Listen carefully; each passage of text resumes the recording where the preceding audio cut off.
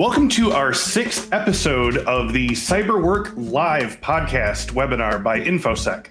As you may know from our weekly CyberWork podcast, we've talked with over 200 different industry thought leaders about cybersecurity trends, the way those trends affect the work of Infosec professionals, and we've offered tips for breaking in or moving up the ladder in the cybersecurity industry.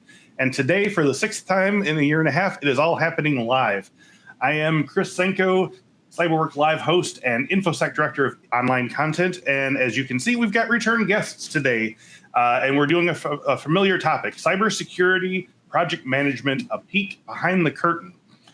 First up, we have Jackie Olshack, Senior Program Manager at Dell Technologies. Jackie Olshack worked almost 20 years as legal secretary or paralegal for multiple patent corporate law firms. As a project manager, Jackie has 15 years of experience of managing and implementing IT programs successfully. She's an expert on NIST 171 and 853 principles, CMMC, and FedRAMP process as well. She implements IT compliance programs and leads cross-functional teams working successfully with executive leadership. Next, please welcome Ginny Morton, Advisory Manager, Identity Access Management at Deloitte Risk and Financial Advisory. Ginny Morton's career with cybersecurity spans over 17 years. During this time, she has led teams to improve organization cybersecurity practice, beginning with infrastructure, network, identity, all the way to endpoint security process improvement. Additionally, Ginny is an expert in program and project management, both in waterfall and scale agile. Outside of Deloitte, Ginny is a lieutenant colonel in the U.S. Army Reserve and specializes in network and system engineering and security. She actively engages in helping veterans to transition from military to the private sector workforce and participates in many veterans outreach programs. Jackie and Ginny, thank you for being here and welcome to CyberWork Live. Glad to be here. Glad to be here.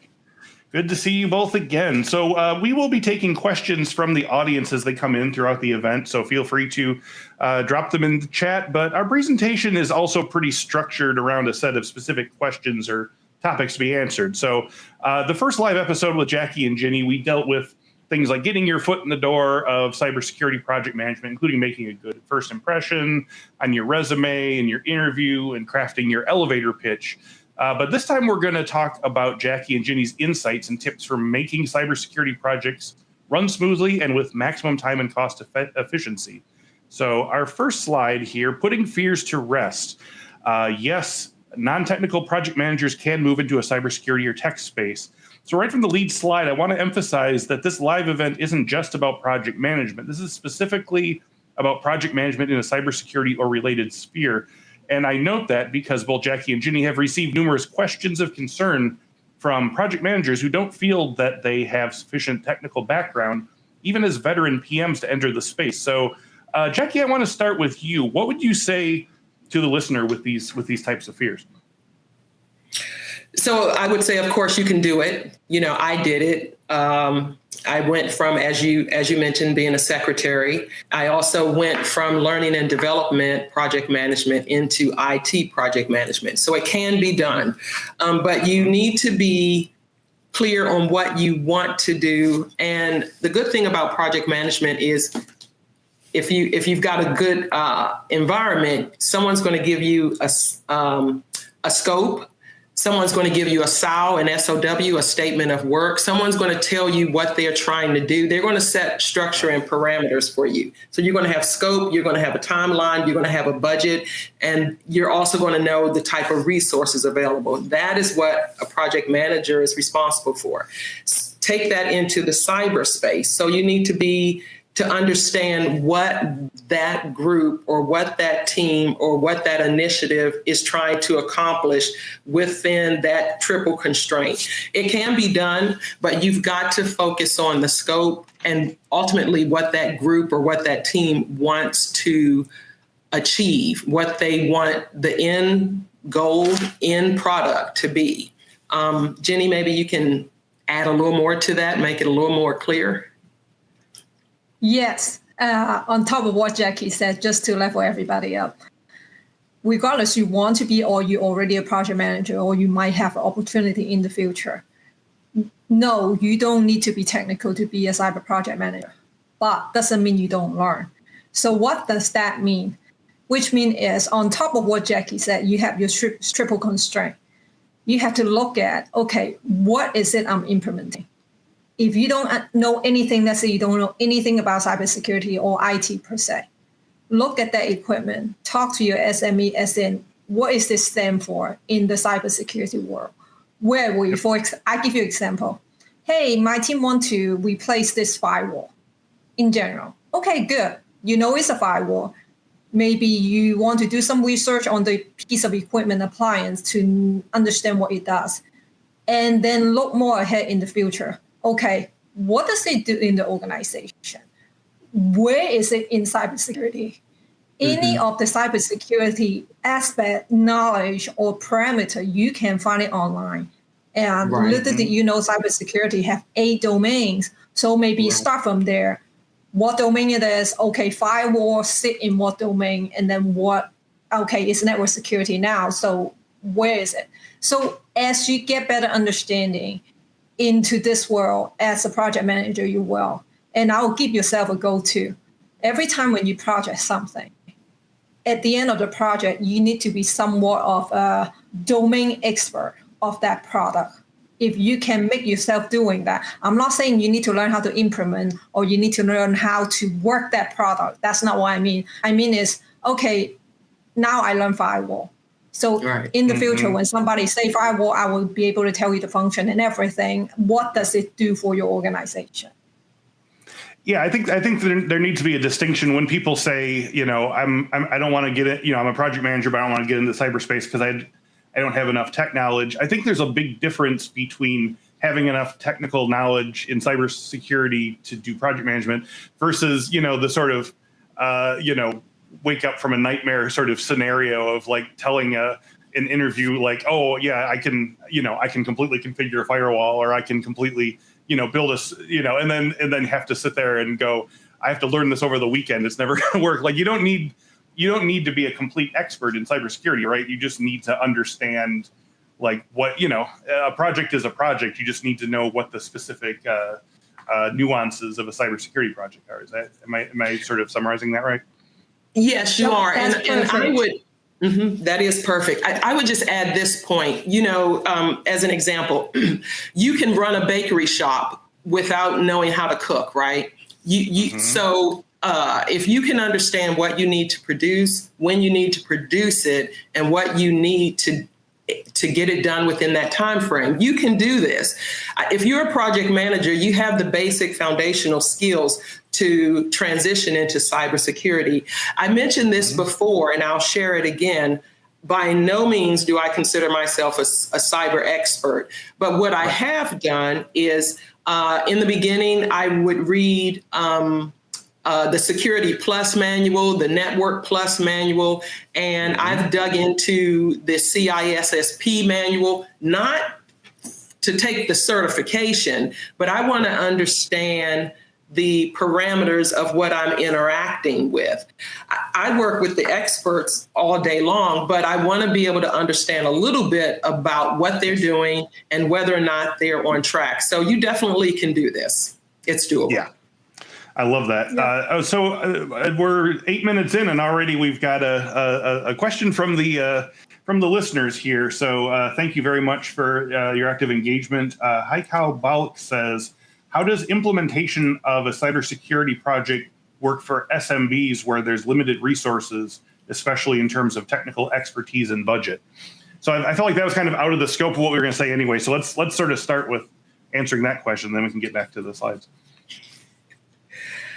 So, I mean, I don't fully understand how to answer it. At the end of the day, you need to implement something. What is that? Again, that's your scope. What I don't know what SMB is. Oh, smaller medium SMB business. Subject matter expert. Oh, okay. I thought you was a B on there. Yeah, smaller medium business. So it's putting a project together where there's limited resources, whether it's money or in this case, he's saying technical expertise and budget. Well, I'm gonna let you in on a secret. There's always going to be limited resources and limited budget, right? That's always no one's getting everything they want. Unless you, I understand in Nevada when you're building casinos, you have an unlimited budget. But anyway, right. That's always the case. So what you need to do, or what the sponsor needs to tell you, is what does go live look like? At the end of the day, what is the deliverable? What does it need to do? How does it need to function? What do the end users need to be able to do? When you get that, then you determine what the resources and the budget is.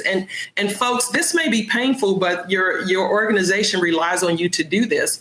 You've got to let them know whether it's achievable or not. And sometimes you're going to have to say, we can't do that. We can't give you the quality you want.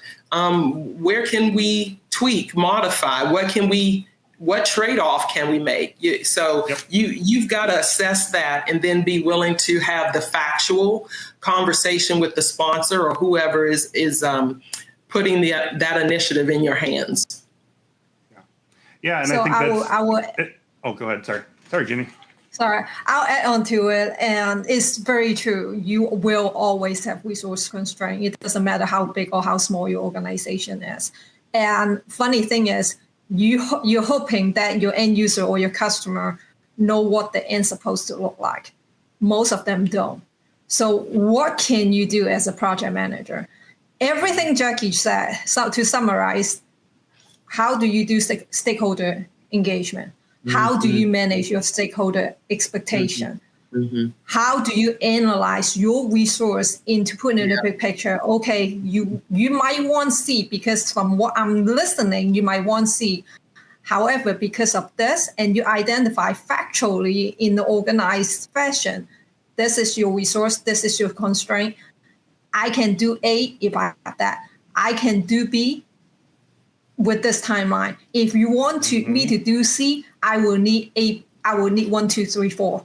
If you can successfully identify that, that is called stakeholder management. I think we, Ginny warned us that there's some, okay, here we go. Are you there? So to piggyback on what she was saying, that's stakeholder management, and they are relying on. Yes, and it will not go. So yes, like Jackie said, your organization rely on you to produce that solution. To make sure you always go in with options and solutions, don't go in just say yes or no. Right. Yeah, I was going to say that, as you were saying that before, Jackie, I think when people worry about, I don't have enough technical expertise, the skill you really need to have is the ability to forcefully say, we cannot give you what you want at this budget and then this time frame, but we can give you this instead. Like I think that's kind of an underrated project management skill is to like be really honest about what you can and can't deliver, and not just keep things on it, but also let them know this is how it sort of has to be. So, this question sort of sparked off a bunch of questions. So I guess I'm going to pause on the presentation a little bit longer here to ask them. So Sasha Hendrickson says, I am getting certificates in cybersecurity, but when it comes to project management, companies require PMP as well. What do you think? It's a lot of certificates to enter the industry, although you said it's not so. Daryl James answered the first person's question about small, medium businesses. He says you can leverage various vendors that have resources to help offset the skills gap, which I think is a good point. There's a lot of sort of people who will hire someone, hire a freelance or person to do it until you have the in-house skilling. But Ben Ifagas says it's amazing how much certifications or organizations want when seeking a cybersecurity PM. How do you navigate through such requests with lots of companies out there? Some even go as far as asking for CISSP. So, I mean, I think one of the answers to that is if you don't want to get a CISSP, maybe don't apply to that place. But can you talk about the I'm always sort of sensitive to balancing the discrepancy between what people are experiencing in the world and the experts talking on the show. So can you talk about the sort of certification overload that might be happening with project managers right now? So I'll take that. Think about why they're asking for it. The whole reason they're even asking for it is they want the experience behind what those letters suggest you have. So in your resume, if you do have that experience, you need to get crystal clear and document that. don't put a lot of fluff and puff in your resume.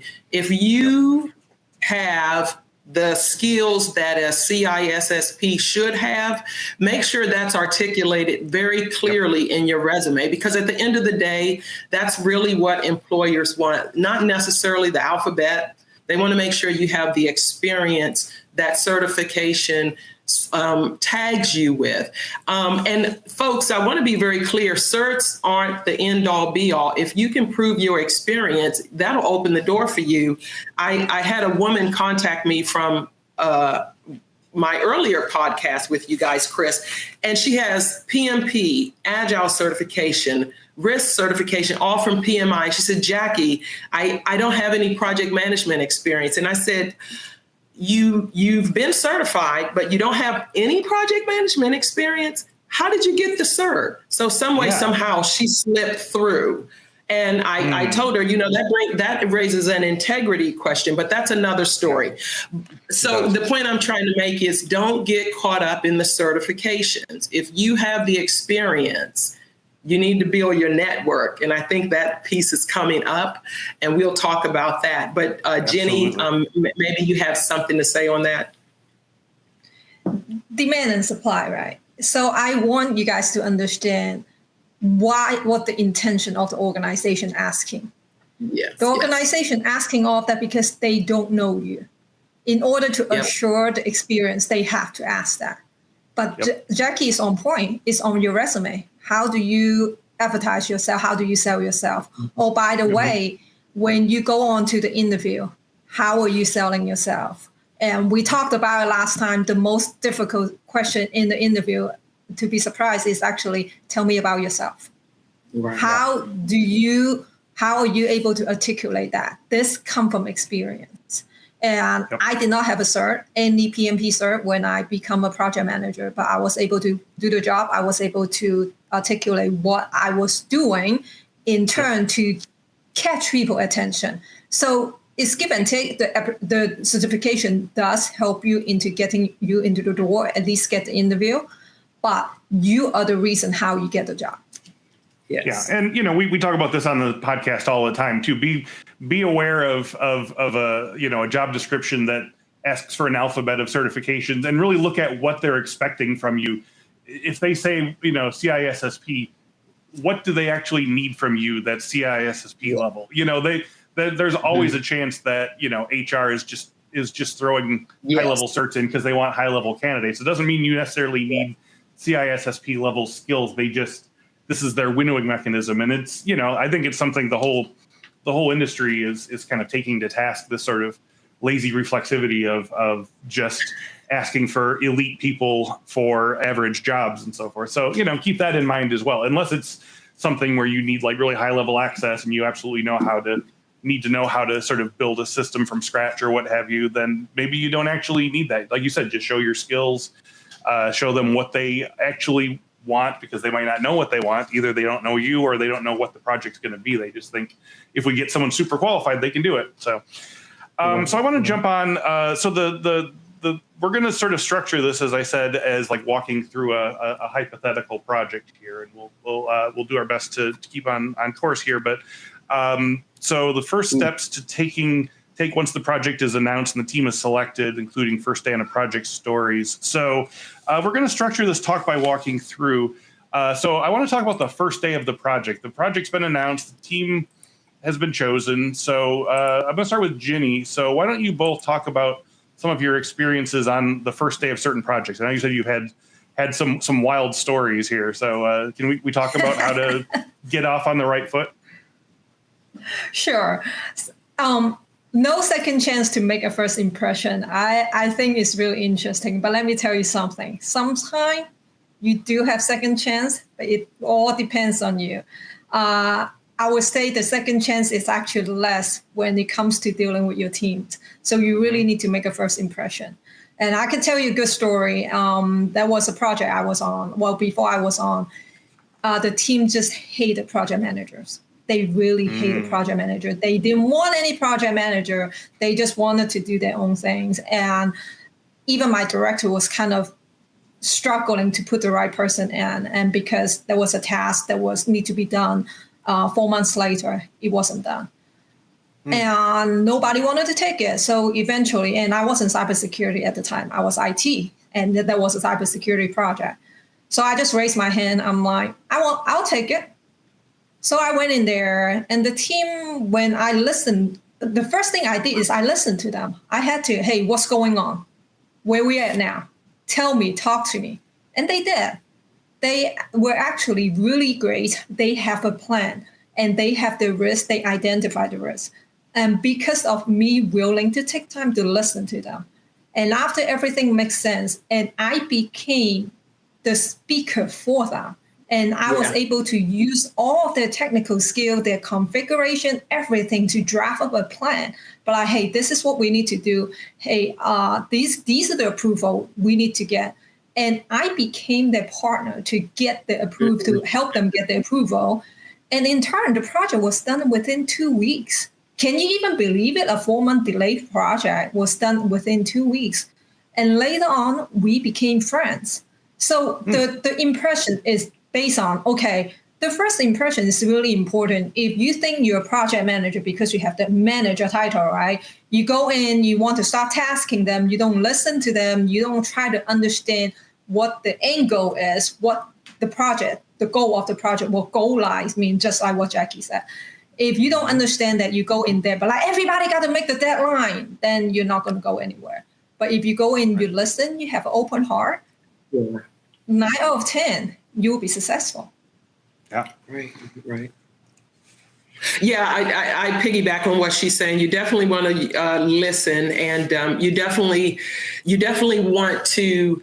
How do I say this? You want it to be collaborative. You want it to be a team. You don't want it to be, it's my way or the highway. I'm the project manager. I'm the program manager. I'm the leader. I know what's best.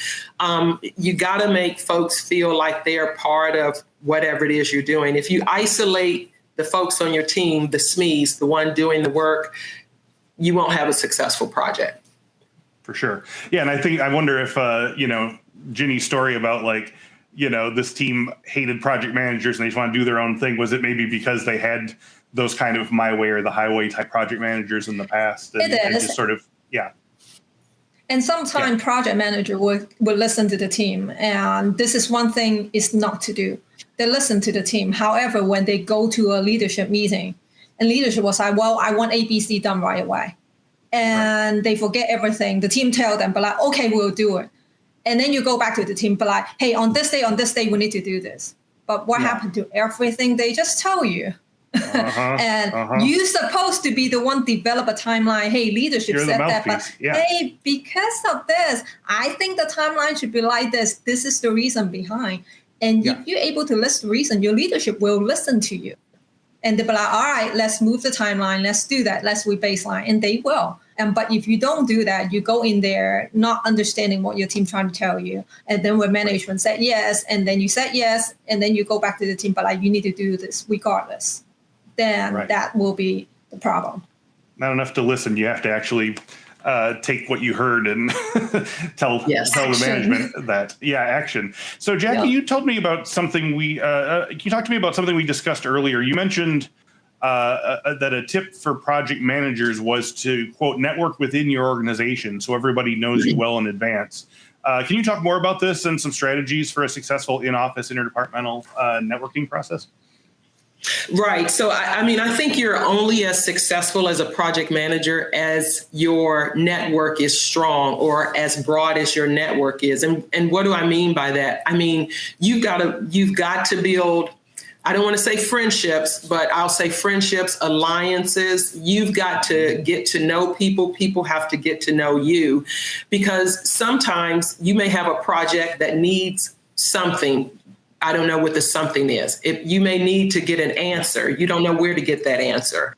But if you've built a network, you've got folks, resources that you can reach out to and say, hey, and I'm just going to refer to a couple of the questions I see here. You may have a question around costs or resources, right? And you don't know how to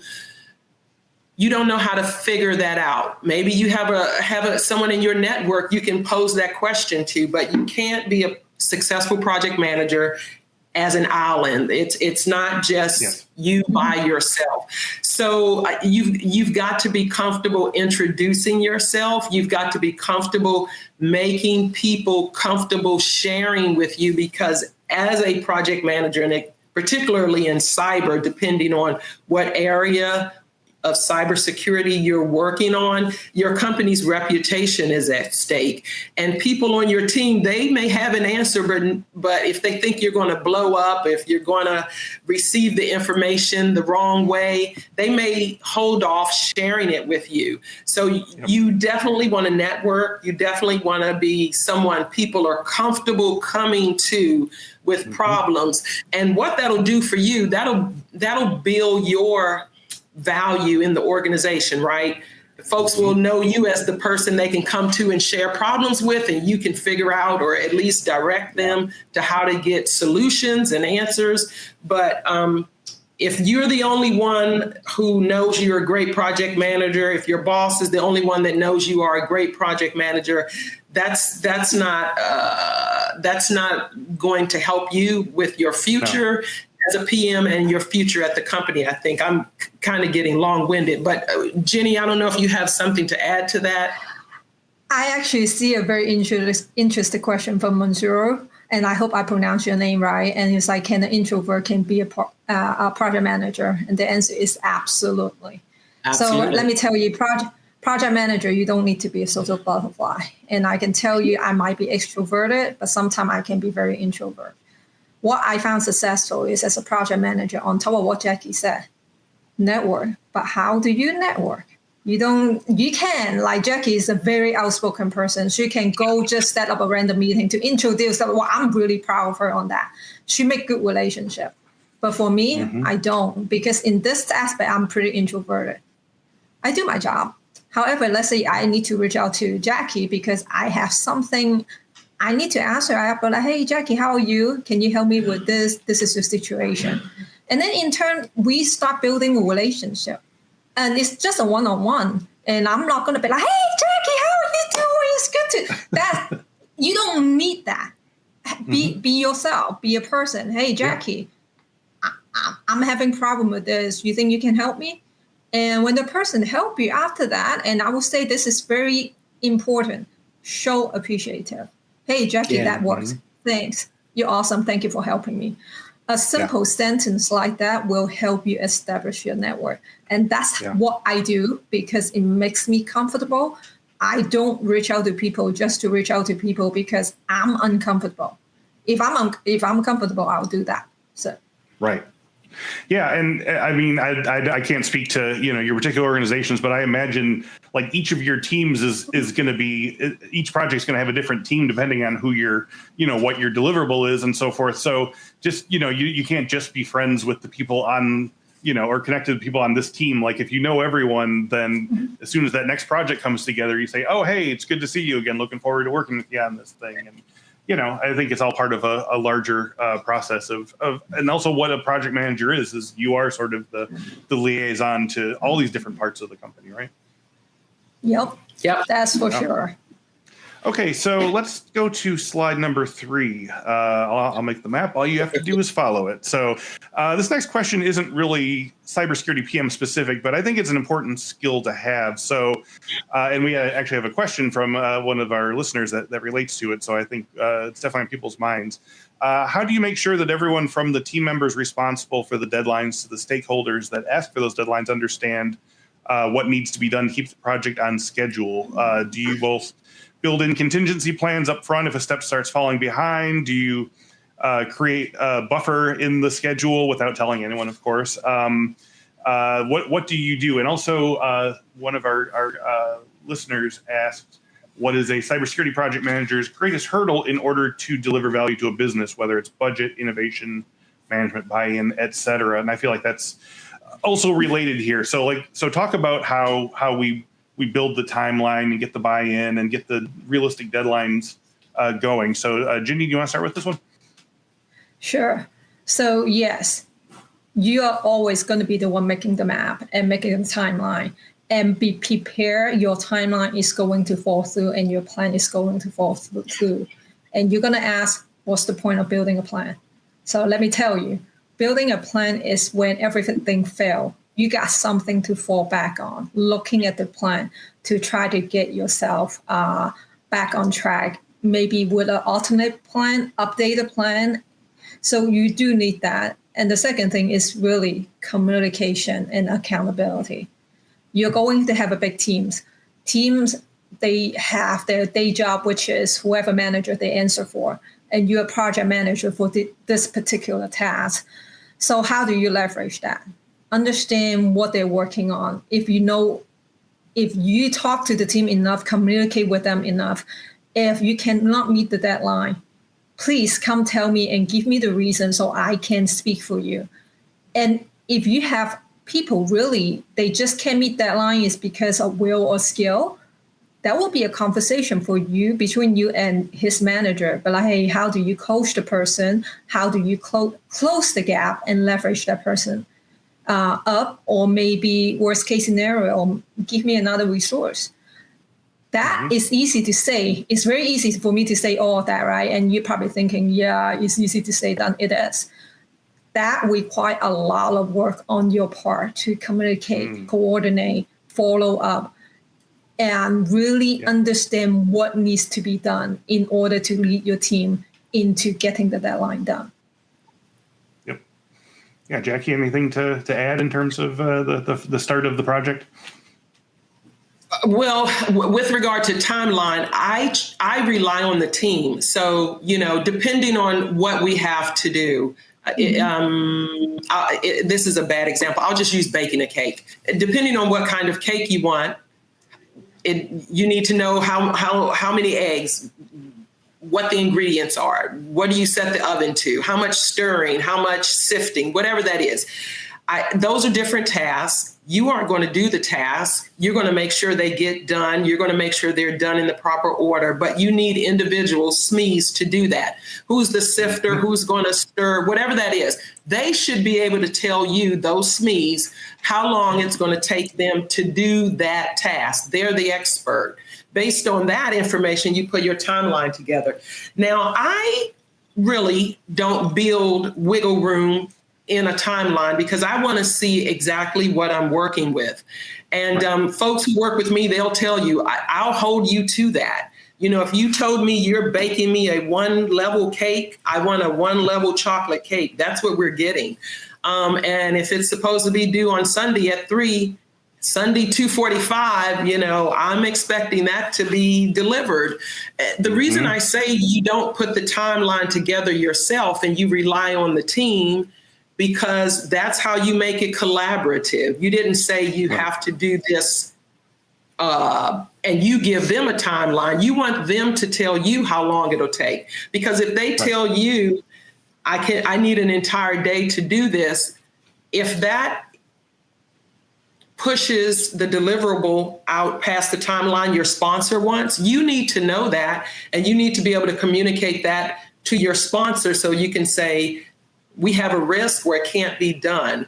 How do you know what your risks are if you don't engage the team to get their feedback? So it's not really cut in stone, but as Jenny says, 9 times out of 10, you're probably going to have some delay. But again, I go back to networking and making the team feel collaborative, because when someone can't do what you're depending on them to do, none of us wants to give bad news, right? So you want to be the project manager that makes people comfortable sharing. They've got a risk, they have a problem, and you want to be that person that helps them work that out.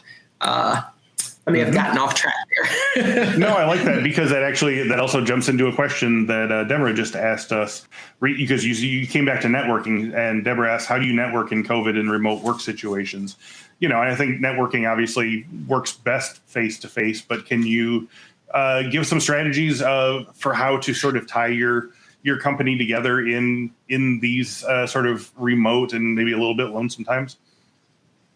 So, you know what? I'm going to give you realistic things that I do. When I first started at my company, I just sort of, you get hired, you're the new employee. You want to use your newness to your advantage. All of the questions you have, all of the things you need to know to do your job, you want to use that new employee space to get answers to that. But after I'd been there a while, I wanted to meet other people. And so I just reach out, however your platform allows you to do that. We have teams. So I'd reach out, yes, to VPs, senior directors. You better have a plan when you do that. And I just say, hey, I'd like to get some time on your calendar, understand how you got to where you are in the company, and what advice would you give me? You may say, I'd like to have a soft conversation, and just see how they respond. And I did that to a number of leaders, and you'd be amazed at how many people would give you the time of day, and just give you the lay of the land, what they do, what their pain points are, what works, what doesn't work. You want to understand the culture. So, Deborah, that's a great question. I would just say, think about who you want to meet, what you want to know before you reach out to individuals, especially senior leaders. Make sure you understand where they are on the org chart, read their background on LinkedIn. Some of them blog, read that so that when you approach them, you're not just asking, or you have pointed, articulate questions so that it doesn't seem like you want to appear like why you've put time on their calendar, but more importantly, why they should give you that time, right? So It's not a question of do I network? You must network. That's how you grow your career. That's how you grow your brand. So that's what I do. All right. Well, you said the word pain point, the magic words here. So number 4, unleashing your inner drill sergeant. Some common pain points a cybersecurity project manager addresses regularly. So we come to the inevitable point where no matter how structured you are, no matter how tightly you run your ships, things start going wrong. Someone gets sick, or there's an internet outage, or someone doesn't have access to their computer, or the dog ate their firewall, or whatever. But what are some strategies that you've both come up to deal with slowdowns and delays? And also I want to mention Elaine Lockhart says, how do you work with a manager who doesn't want to get into the details in order to truly understand the project that you need their support with? And that feels like of a piece with that. So you have like the deficiency of like, we just can't do this. Something went wrong, something broke. And then you have the sort of like the management of like, I don't know, just get it done kind of thing. Can you talk about some of these sort of harder discussions that you need to have as a project manager? Want to start, Jackie? Yeah. Or Ginny? Go ahead, Ginny. So, and I'm thinking unleashing your drill sergeant, and it sounds serious, like, right? But think about, it's not really drill sergeant yelling at everybody. Is right. How do you put it in action? How do you will have order? manager that. Yeah, you will have most manager that don't want to get into the details, and I actually like it. But doesn't mean you can ask them, you can escalate the point with them. So it's based on your communication skill, right? How can you in 2 minutes, without getting into the detail, the firewall configuration is done, the dog eat my tail, and all of that. Don't mention, hey, this is the situation. We're going to be 3 days of delay because we had this problem. This is the risk. I need you to escalate it to leadership to do what I need you to do this. I can do certain thing. I can push out the timeline. I will need you to communicate. Or this is the timeline. Do you have any questions? As soon as we can get to the bottom line, we always call the so what to him, because you want to get his attention, right? Since he doesn't want to get in the detail. So find something that will impact him, that you need to convey the message that will impact him. Hey, we can do it. It will, because of this, it will stop the deadline. In turn, it will delay whatever you're doing. It will prevent you from making this amount of dollars. Give him the so what. So he'll be like, oh, I don't want to lose money. Oh, I don't want to not meet deadline. Then that person will go into be like, okay, tell me what you need, or why is it not done? Because at the end of the day, nobody can push and continue to push a team no matter what you're going to get done. This is not a life and death situation. They will try to understand you and try to replan and reprioritize with you as long as you communicate and you can lay out what happened. I agree with that. I agree with that wholeheartedly. The one thing I would also say is when folks push you off because they, quote, don't want to get in the details, I wonder how you may have been sharing information with them previously. If you've gotten too wordy, your emails are too long, or you take too long to get to the point, that tends to push people away. Do exactly what Jenny said. You want to be very concise. You want to bullet point the problem in 1 to 3 sentences. You want to say what you need from them. Here's what I need. And if you don't, and you want to share some solutions. So if you have them, one of the things I do when I really need someone to respond, I use my Ray line and I may say action required, at risk.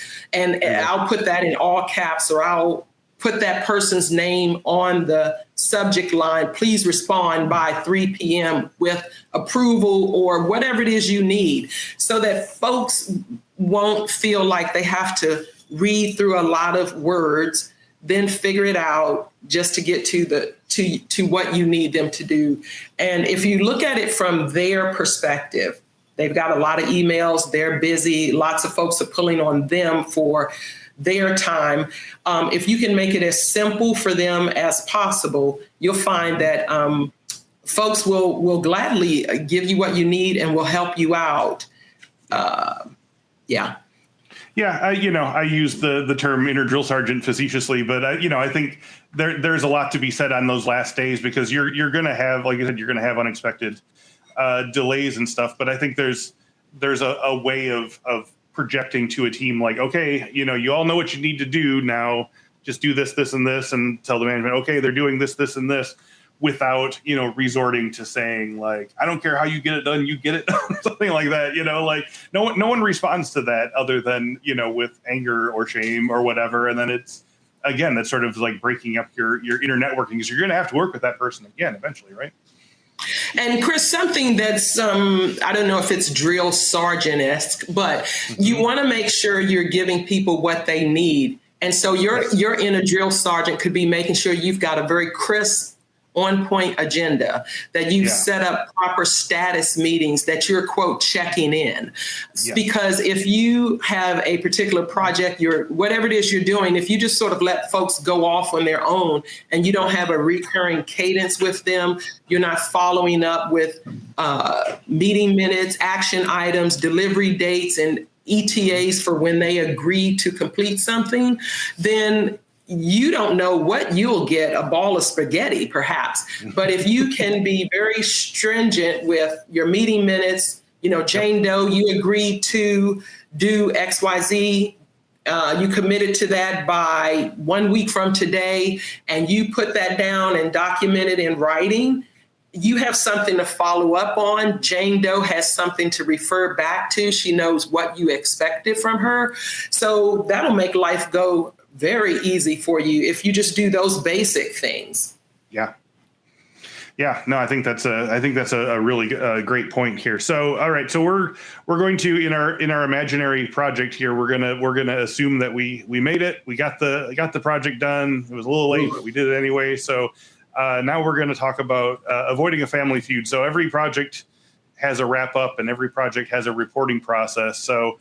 And as we know, the post-project write-up is almost as important as the deliverable itself sometimes, especially if something really got away from the team or the schedule got out of whack. So, Jackie, I'll start with you. Can you talk about the importance of creating a supportive environment where the team can give their honest opinions and feel that they're being heard and taken seriously? Do you have tips or strategies for preventing the end of a project from turning into a team squabble or a family feud? Yeah, and we call that lessons learned. And usually I'll put together a document. For me, it's usually an Excel, and I'll just indicate various categories of the project. What went well, what didn't go well, what would you recommend we do differently? What could we have done differently? But one of the things I do is I say, folks, we want this to be objective. We're not here to point fingers. We're not here to make anyone look bad. Because, sometimes folks get hot under the collar. You may have been waiting for one team that was slow, in your opinion, but maybe you didn't give them everything they needed. And so they couldn't move faster for you, but they don't know that. And you don't know that. So if you set the parameters at the beginning, folks know, okay, this isn't me to say, Jackie, if only you had. They'll rephrase that. But as the project manager, I think it's incumbent on you to set the stage. I want feedback from each of you. I want this to be an objective meeting. How can we do better? What can we improve? If you set the stage in the beginning, when you have that meeting, you'll be surprised. It'll go very well. Let me just say that. Mm-hmm. Ginny, are you back there? Yes, I'm back, and I totally agree with what Jackie is saying. And sometimes I think it will help if you're doing a retrospective or lesson learned. Don't get management involved. Let the team, and sometimes let them be a venting session. Just listen, because they need to vent. Because some of them might work like 15 hours a day. They might not get the result you want, but doesn't mean they didn't work hard. So let them go scream, cry, vent, saying all that, and then eventually calm down. As long as they're not making it personal, they're not attacking each other. If you can open the door, for the safe environment, they will talk to you. And sometimes they might not even be able to give you action. They just rant, but you pay attention during the ranting. Maybe that's right between the line. You might be able to grab the action out of it to help them level up, to help them improve, or help the team. Yeah, and I think this probably goes back to what you were saying before, Ginny, about you can't just listen to the team's issues and then go to the board and forget that you heard their concerns and then bring back the board's recommendation, like you have to have this done by here and here, and they're like, you listened, but you didn't listen, whatever. So I imagine there's got to be a little bit of also a bit of a winnowing mechanism in terms of, you need to hear, like you said, the ranting. Some of it is just frustration. Some of it is, it was a one-off thing, can't be helped, but I'm still mad about it. But then also being able to figure out, hey, there might be like a kernel of truth here. This person's genuinely mad that this other person didn't communicate effectively in time. And so you can't just say, okay, I hear you and I understand you.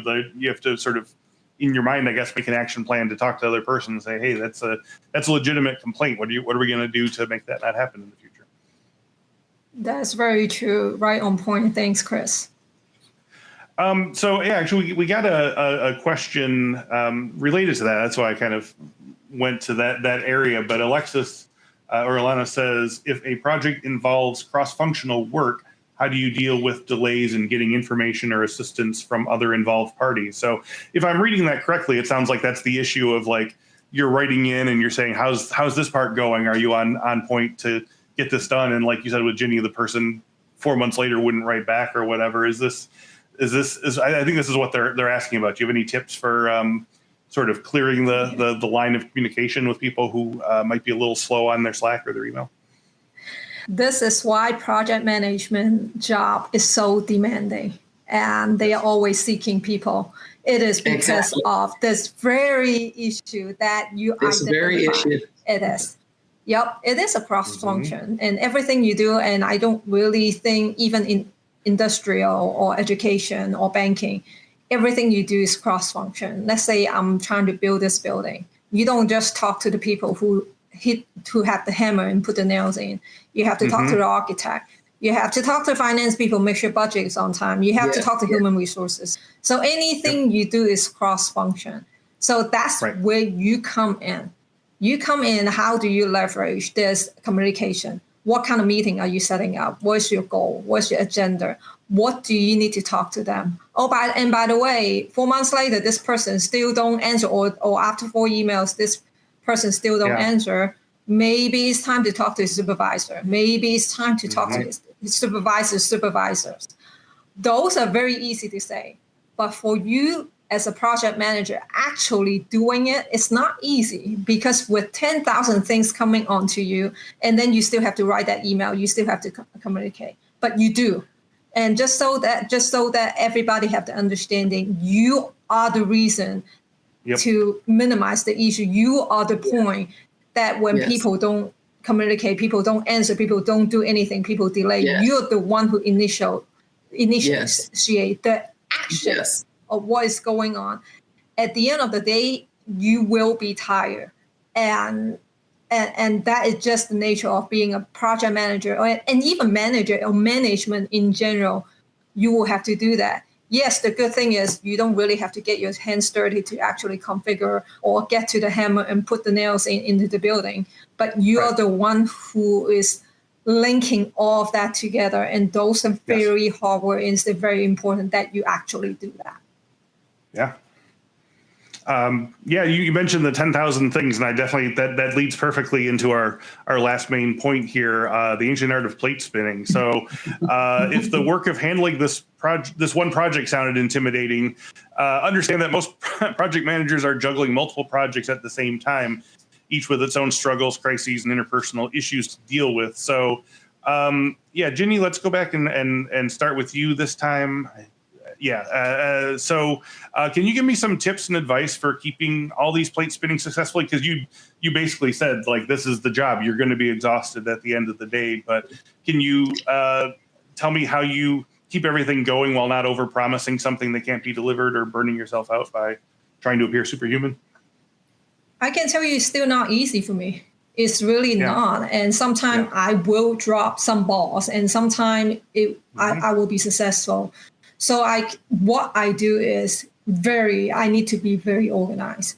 And sometimes one way of organizing might work at the beginning, and then later on you have to find a different way to organize. And I can tell you I have to do that every day, because either I have a team of 5 or a team of 10 or something. So make sure you're flexible in the way you organize. As saying anything, you might be using Excel spreadsheet, you might be using a Microsoft project. It depends on what you're doing. But you need to understand and what happened when you need to talk to your end user, your team, your supervisor, and your vendor at the same time. And it's really, I have OneNotes going on, I have Teams going on, I have Excel spreadsheet going on, I have my email going on. I have many things going on, and you do the best you can. But the action is the most important thing. Is you do it. Don't just sit there, but it's too much, and don't write anything down. And I always get on anybody that talk to me. After I talk to you for 30 minutes, do you write anything down? Do you type anything down? Maybe you don't have to. You have a good memory. You really want to listen to me. Okay, great. But afterward, you try to drop some notes down, try to organize what I just told you or what just happened. If you don't do any of that, you think you go into the meeting, I'm just going to listen. Oh, I will talk to management about this. Yeah, you might have done the action. But if you're not organized, you don't understand what work stream, you're not using OneNote or Excel or project or anything to help you with organizing, you're going to fall apart. It's going to be confusing. Even I'm using all of that, I can tell you sometimes I feel like I'm falling apart, but then I have that. So I'm going to slowly put myself together. At the end of the day, after all the meetings, I'm going to look at myself with a stone face. All right, let's look at what's happening. Let me try to reorganize. So it is hard work, no doubt, but it can be done. Okay. Jackie, final thoughts here? Well, I just think about your bandwidth. Be realistic. And again, if you know you've got 8 hours in a day or 10 hours in a day, 40 hours in a week, realistically, what can you accomplish in that week?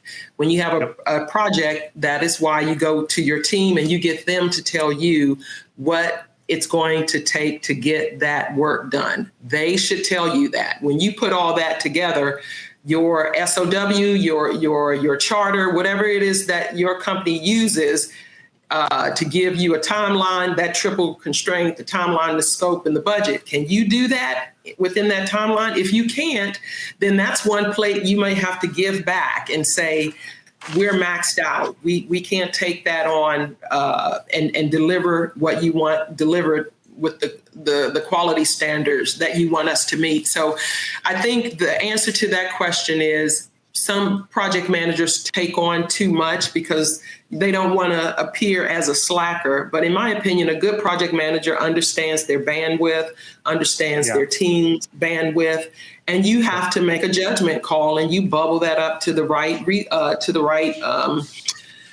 stakeholders or sponsors, or however that works in your organization. Right. But the worst thing you can do is take on too much and then not get it done. You don't want that reputation. Mm-hmm. Okay, so we are just about at the end of the hour, and I'd like to thank everyone this has been one of the most vibrant question Q&A sections of a webinar that I've hosted so far. So we have more questions than we're going to be able to get to in 4 minutes here, but I have one that just came in from Alexis, who spoke before, and I think it's kind of a good place to maybe end on. And if we if something else in there jumps out at you, Jackie or Ginny, you can answer it as well. But Alexis says, looking at the topic from another angle, as a member of a project, how do I support my project manager? And I almost feels like maybe one or both of you like came in under an assumed name and is like, ask them how my team can be awesome. So do you want to it's talk a about very some... nice question. Yeah, it's really a very nice question. I would love my team member to tell me if what they're doing, what's going on, giving me update even on a short email. Hey, this is what I do this day, and this is the status of my task. And yes, I'll be on time, or I need one more day. And just a simple follow up will help your project manager a great deal, just to let him or her know like where you're at what you're doing. Mm-hmm. Mm-hmm. Anything to add? I saw a question that said, how do you transition from IT or telecom into cyber? So if you are a telecom project manager, go to the folks who manage your cyber projects. If you have a PMO, someone's managing your cyber portfolio. Express your interest. You're a project manager. You have those transferable skills. It's just a matter of subject matter. So if you can do that internally, if you have that, but let's say you don't, look for the job you want, map out the skills it's asking for. Where does your skill set align with that? So this isn't hard. Project managers manage the triple constraint. You can take that to a different industry. Regarding as a member of a project, how do I support my project manager? Depending on what you own in that project, that's the answer, right? So if you're a coder, producing the code on time or when it's needed. And a good project manager, in my opinion, will have that action item list, will have the meeting minutes that will enable the team to understand what's expected of them and when it's expected of them. Maintaining an up-to-date project plan, or however you're managing your stories, issues, and tasks, Jira or something like that. So usually when you're a member of a team, a project manager is expecting something specific from you. The minute you think that's going to fall behind, the minute you run into a problem, bubble that up to your project manager, because that person can probably remove the roadblocks for you faster. Because a project is basically a business's investment, right? So they want that investment to go well. So definitely keep your project manager in the loop. All right. Well, we still have more questions, and we are at time here. So we'll get to your questions sort of post event. But thank you all for all of your great inquiries here. So I'd like to just again thank everyone at home or at the office who's listening and watching to today's episode of CyberWork Live. This was a blast. If you enjoyed today's event and you enjoyed our guests, I'll point out that new episodes of the CyberWork podcast are available every Monday at 1 p.m. Central, both on video at our YouTube page and on audio wherever you get your download podcasts. You can also check out past guests, including a whole episode each with Jackie and Ginny, as well as a previous CyberWork Live on project management from the lens of learning to sell yourself, learning to sell your skills.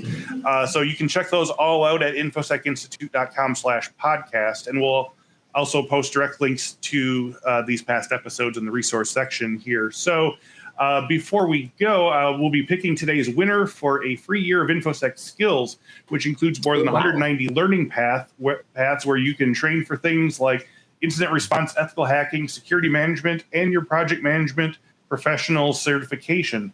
So everyone can go to the link on the screen and get a free 7-day trial. But the winner for the full year is it is John L. at Principal Financial Services. Congratulations to John L. for that. So be on the lookout for an email with the coupon code from us early next week. And until then, every week on CyberWork, listeners are asking us the same question. A lot of you in the chat have asked us that as well. What cybersecurity skills should I learn? Well, try this. Go to infosecinstitute.com/free to get your free cybersecurity talent development ebook. It's got in-depth training plans for the 12 most common roles, including SOC analyst, penetration tester, cloud security engineer, information risk analyst, privacy manager, secure coder, and more. We took notes from employees and employers and a team of subject matter experts to build training plans that align with the most on-demand skills. You can use these plans as is or customize them to create a unique training plan that aligns with your unique career goals. So once again, go to infosecinstitute.com/free or click the link, which I believe will be in your resources section here, to get your free training plans. Plus many more free resources for our CyberWork listeners. Do it. infosecinstitute.com/free. Lastly, thank you once again to our wonderful panelists, Jackie Olshack and Ginny Morton, for joining us today. And thank you to all of our guests for attending and submitting more great questions and feedback than we knew what to do with. We really appreciate you.